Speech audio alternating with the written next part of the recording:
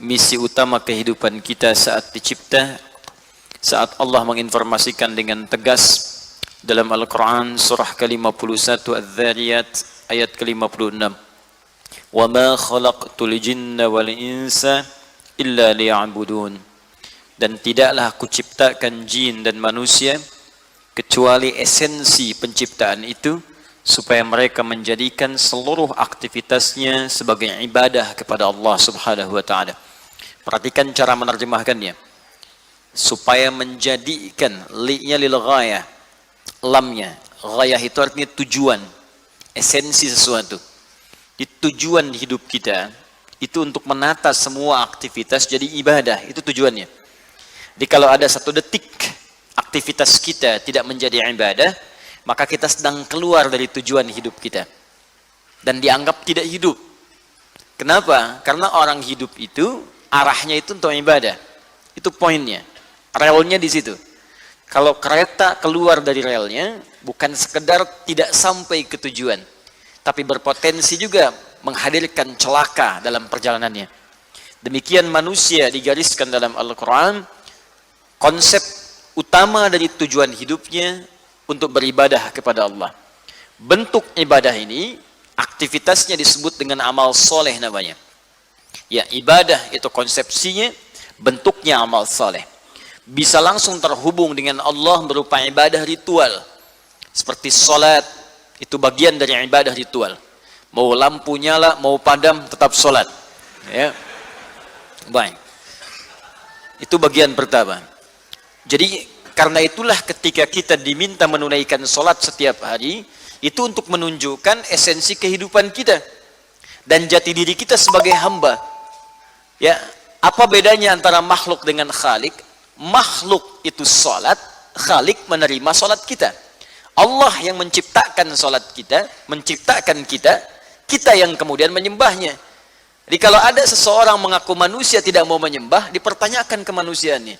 Itulah sebabnya dalam sehari kita diminta oleh Allah untuk menetapkan diri masih menjadi hamba atau tidak, masih menjadi manusia atau tidak. Ini bagian yang pertama.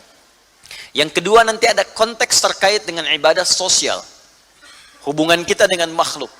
Karena itu Islam mengatur hubungan dengan sesama.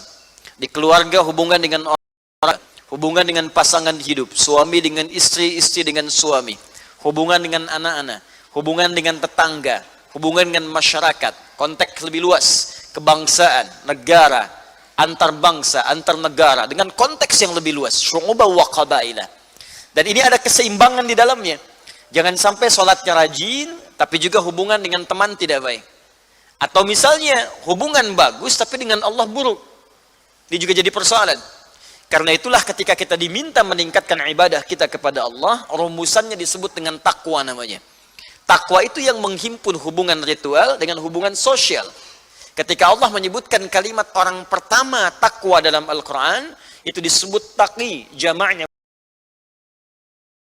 kalimat muttaqin pertama, maka disebutkanlah nilai bagian ibadahnya.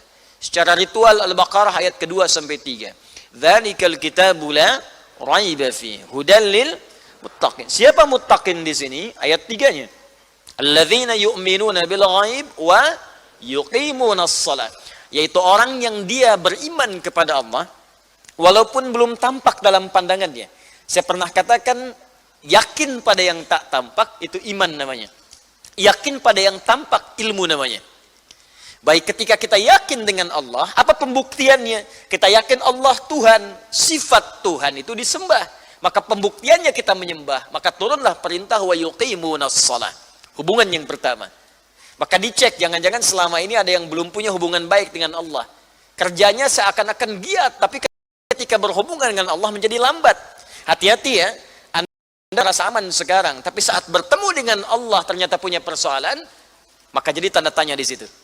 Anda punya persoalan dengan manusia saja, kadang-kadang menatapnya jadi nggak enak. Bertemu, jadi merasa sungkan. Sekarang Anda punya persoalan dengan Allah, bagaimana kemudian ketika akan kembali kepada Allah? Dan Anda tidak bisa lari. Anda punya persoalan di Bekasi, Anda pindah misalnya ke Jakarta, pindah ke Bandung, pindah ke Sumatera, pindah ke Malaysia, pindah ke tempat lain. Sekarang Anda punya persoalan dengan Allah, Anda mau pindah kemana? Ke alam kubur pun masih berurusan juga. Pindah ke akhirat, ya apalagi lebih dekat.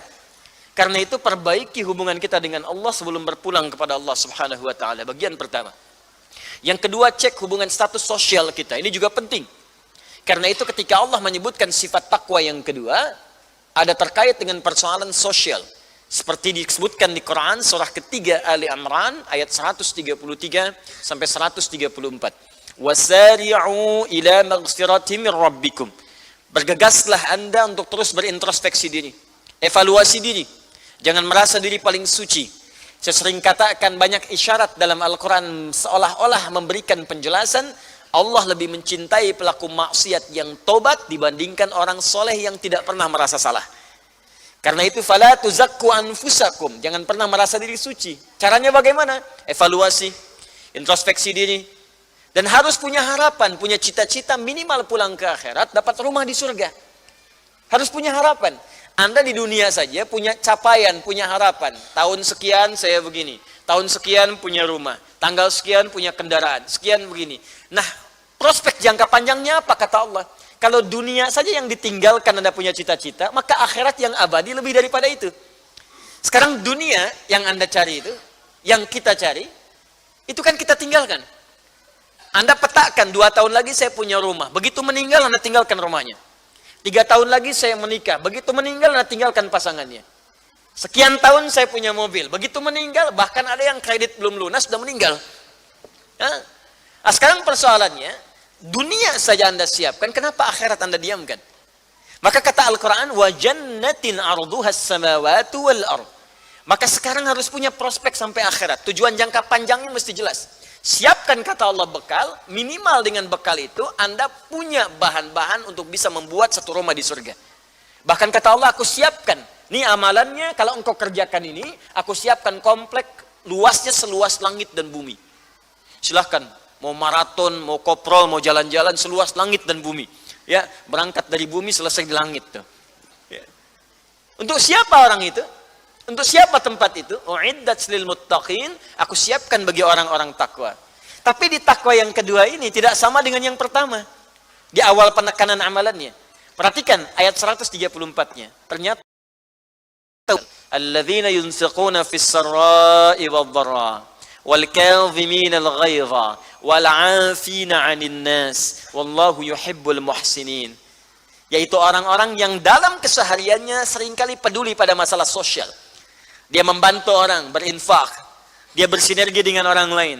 Dia hadir dalam kesulitan orang saat dia mampu. Saat sulit pun dia rekomendasikan. Minimal dia cari solusi. Orang itu tahu atau tidak, dia berikan jalan dengan izin Allah. Wal kadhiminal ghaidha, dia tahan amarah. Wal 'afina 'anil nas, dia berusaha memaafkan orang salah. Ingat ya, ingat. Memaafkan itu tidak rugi. Anda berkonflik dengan orang, misal ada persoalan, Anda maafkan saja dulu. Ketika Anda maafkan, maka Allah akan menutup persoalan Anda dengan dia. Maka Anda akan ditenangkan. Tapi sebelum dia minta maaf kepada Anda, atau belum selesai masalah dia dengan Anda, sepanjang dia belum selesaikan di dunia, maka dia akan bawa masalah itu kepada Allah Subhanahu wa taala. Ini enggak ada ruginya. Wallahu yuhibbul muhsinin, dan Allah mencintai orang-orang baik yang senang berbagi secara sosial. Maka saya ingin koreksi saat kita mulai pertama taklim ini, dengan coba menata diri kita. Sampai dengan kita mulai di malam Jumat ini, coba cek. Jangan-jangan ta'lim dengan orang tua masih ada masalah. Ta'lim dengan istri masih ada masalah. Ta'lim dengan anak masih ada persoalan. Atau dengan Allah belum tuntas. Maka bertakwalah kepada Allah. Kita berdoa di malam hari ini seperti kita lakukan dalam setiap awal ta'lim. Pertama, semoga orang yang belum mendapatkan hidayah sampai di malam ini diberikan oleh Allah dan dikuatkan hidayah dalam jiwanya. Mudah-mudahan dia bisa bersyahadat sebelum ia wafat. Ya, semoga pelaku maksiat diberikan oleh Allah getaran dalam jiwanya untuk bertobat sehingga ia punya kesempatan kembali kepada Allah dalam keadaan husnul khatimah insyaallah.